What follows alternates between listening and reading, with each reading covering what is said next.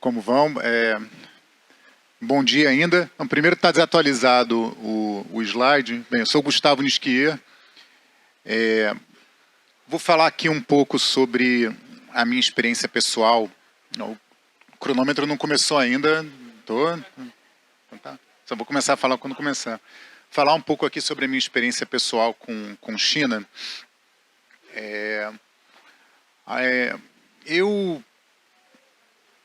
Então, me apresentando, eu sou Gustavo Nisquier, eu sou formado, pós-graduado e mestre aqui pela PUC. Também sou professor na casa, no mestrado de Relações Internacionais, falo sobre sanções internacionais. Tá? Ao longo dos... Opa, não sou eu. Não, mas pode deixar, tudo bem. Então, ao longo dos últimos anos,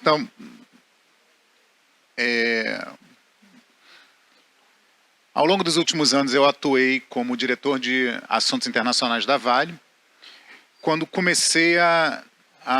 quando passei a ter um contato pessoal com a China muito próximo. Então, primeiro, quando a gente fala de relacionamento de tecnologia e troca de tecnologias entre Brasil e China, a gente tem que lembrar que a gente está falando de pessoas, né?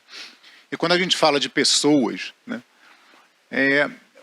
como que se constroem essas relações? Eu falar um pouco da minha experiência pessoal com China. O primeiro cuidado que a gente tem que ter é não entender a China nem pela visão valor econômico, nem pela visão carta capital, né, mas pela visão humana da China. O primeiro contato próximo que eu tive com empresas chinesas foi num período em que eu morei em Moçambique. Eu trabalhei em Moçambique implantando um projeto, na implantação de um projeto da mina de carvão da Vale. E trabalhei com uma empresa chinesa, e a gente tinha uma empresa chinesa trabalhando na construção do porto. E eu, lá em 2013, no auge dos meus 30 e poucos anos de idade, com uma visão absolutamente enviesada do que era uma empresa chinesa, né, como a gente tem aqui no Brasil, né, de que vão vir aquela turma trabalhar de qualquer jeito. E era um projeto, né, que a gente tinha uma escala de entregas, né, e era uma empresa chinesa trabalhando junto com a holandesa, e os chineses reclamavam muito da empresa holandesa que atrasava tudo, né. E eles entregaram um porto que eu nunca tinha visto parecido, assim, de qualidade de produtos, entregavam no prazo, os holandeses atrasavam, e eles faziam o trabalho pelos holandeses, falavam assim, a gente tem que correr, senão a gente não entrega no nosso prazo. E eu saí de Moçambique assim, muito impressionado com a capacidade de entrega, né? E na sequência desse projeto, eu fui morar na Indonésia, trabalhar num projeto... Aqui é uma arte estilizada, tá? Aqui é o ChatGPT. Mas eu fui trabalhar num projeto também da Vale na Indonésia, no nosso projeto de níquel. E aí foi quando eu tive um primeiro insight. Assim, foi quando eu acordei para a realidade chinesa. Que foi onde a gente tinha um projeto que tinha um capex X, e apareceu o nosso parceiro chinês dizendo que ia fazer esse mesmo projeto por X sobre 2. E aí todo mundo se olhou e falou, impossível, impossível. Né? Não, isso não tem como acontecer. A gente pegou o projeto e foi linha a linha, olhando onde que estava o segredo. Onde é que está? Qual é a pegadinha? E a gente viu as mesmas tecnologias, os mesmos produtos, o mesmo salário dos funcionários, né? Porque a gente falava, eles não devem pagar nada para os funcionários. Mesmo salário. Quando a gente ouviu de um outro parceiro que trabalhava muito com chineses, quer dizer, eu ouvi, falando assim, vocês não entenderam ainda. Isso que vocês chamam de projeto é operação. A China, nos últimos 10 anos, mais do que triplicou a capacidade global de processamento desse produto. Então, essa empresa que vocês estão chamando para ser parceiros de vocês, eles implantaram, sei lá, 50 operações como essa. Então, eles são eficientes. Aqui é uma questão de eficiência e foco. Eficiência e foco. E esse foi um segundo insight que eu tive. Assim. E foi muito curioso que, trabalhando com os colegas chineses na Indonésia, eles me perguntavam, por que você está aqui? Eu falava, eu estou aqui, né, porque eu estou aqui para crescimento pessoal e cuidar da minha vida, minha família. E eles falavam, eu estou aqui porque eu vou fazer da China a maior economia do mundo.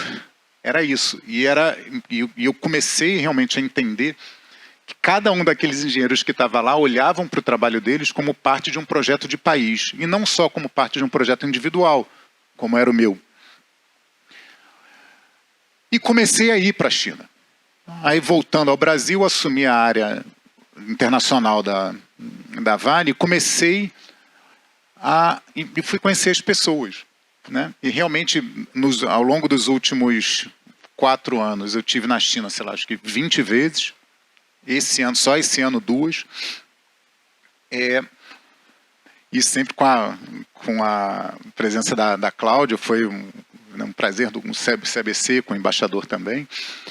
E o que eu encontrei? Eu encontrei uma sociedade totalmente focada em educação, obstinada com a educação. Eu tive com uma universidade, na Universidade de Tsinghua, que tinha um projeto de mestrado conjunto entre China e a Universidade de Oxford, em que eles tinham 100 alunos por país, por ano, e o professor me perguntou, você sabe qual é a nota de corte dos alunos ingleses, né, na prova como conjunta que a gente dá? Eu falava, qual é a nota de corte? Eu falei, a nota de corte deles é 92% da prova. Eu falei, maravilha. E aqui? Ele falou, não, aqui a nota de corte é 100. A partir de 100% da prova a gente começa as entrevistas.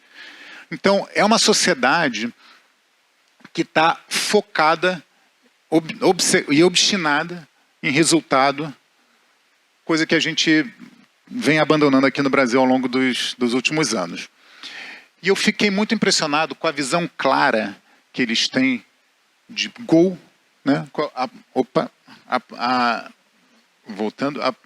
Obstinado com resultado, qualidade e eficiência.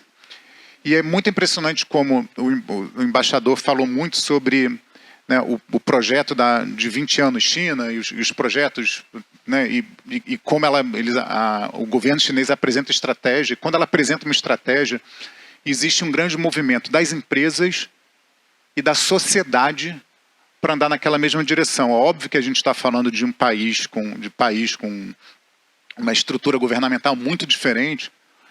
Aqui no Brasil, a gente tem muita dificuldade de fazer plano de 2 anos durante um mesmo mandato presidencial.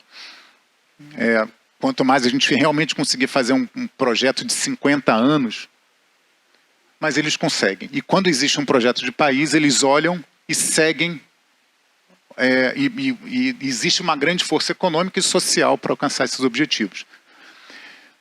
E aí, dentro desses objetivos, né, existiu uma decisão estratégica, né, da China de ser um grande líder tecnológico no mundo. E o que acontece?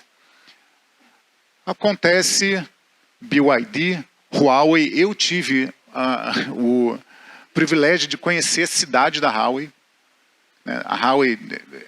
A cidade da Huawei, assim, era uma pequena vila, quando a gente fala de pequena vila de pescadores, uma pequena vila de 200 mil habitantes, mas que hoje é uma cidade de alguns milhões de pessoas, de uma empresa que só em 2024 investiu 25 bi de dólares em pesquisa e desenvolvimento. 25 bi de dólares no ano passado. E a média de investimento em P&D da Huawei, nos últimos 5 anos, foi de aproximadamente 20 bi ano. A gente não tem isso no Brasil em nenhum lugar do mundo. E por que isso? Porque existiu uma decisão estratégica do governo em fazer da China o celeiro de desenvolvimento tecnológico do mundo. Então, a sociedade toda olha nessa direção. E aí, quando a gente olha para o Brasil, onde o Brasil se coloca? Eu acho que existe uma visão também muito enviesada que a gente tem em relação aos nossos talentos aqui no Brasil e à nossa vocação. Tá? O Brasil é um país que é um celeiro de oportunidades e de recursos. Não existe...